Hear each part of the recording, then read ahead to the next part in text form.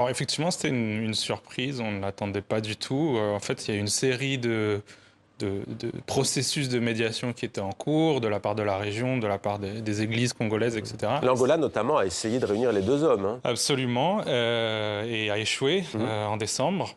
Et voilà, la médiation qatari, on ne la voyait pas forcément venir. Ça a été tenu secret jusque vraiment la dernière minute. Alors pourquoi est-ce que ça s'est fait? Bon, on sait que le Qatar avait déjà essayé en fait de faire une médiation. C'était plutôt la République démocratique du Congo qui était réticente en raison des liens assez étroits entre le Qatar et le Rwanda.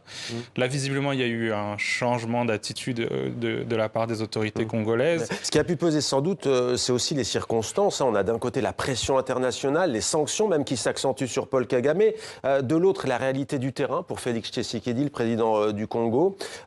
Quelle est la situation d'ailleurs en ce moment même dans l'est de la République démocratique du Congo? Alors c'est là où c'est intéressant, c'est qu'il y a en fait un certain décalage parce que les deux chefs d'État se sont engagés à soutenir un cessez-le-feu.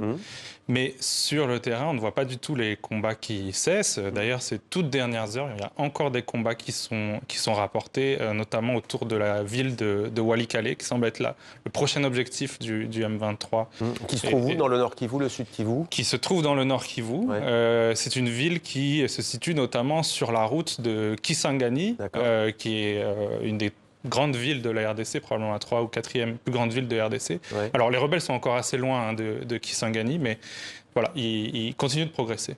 Quelle perspective désormais? Les deux dirigeants laissent la porte ouverte à de futures discussions. On imagine que désormais le Qatar va endosser ce rôle. On voit mal comment l'Angola, voire les pays d'Afrique de l'Est et australe pourraient continuer à peser. Alors c'est vrai que ça reste un élément qui n'est pas très clair parce que, comme je disais, il y avait déjà plusieurs processus en cours. L'Union africaine vient de se réjouir de cette médiation du Qatar. Bon, on ne sait pas encore comment est-ce que ça va se faire, mais il faudra probablement trouver une voie pour ménager toutes ces pistes. On sait que les pays de l'Afrique australe et de l'Afrique de l'Est, leurs ministres, se sont réunis lundi. Ils ont esquissé certaines pistes, donc notamment l'implémentation de ce fameux cessez-le-feu, mais aussi la réouverture des aéroports de Goma et de Bukavu, qui sont toujours fermés actuellement.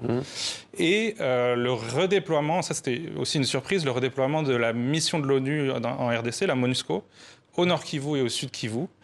Donc, voilà, et là encore, comme les deux conflits précédents, Russie-Ukraine, Gaza-Israël, conflit israélo-palestinien, il y a une question de territoire. Est-ce qu'on peut imaginer la RDC renoncer à des parties de ses territoires dans l'est de son territoire? Non, ça je ne pense pas, en tout cas, pas volontairement. Je pense que ça a toujours été une ligne rouge extrêmement forte.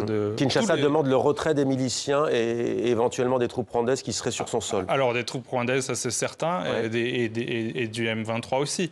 Alors Kinshasa finit par accepter le principe de négociation avec le M23, mais voilà, ça reste l'objectif que de venir à bout de cette rébellion.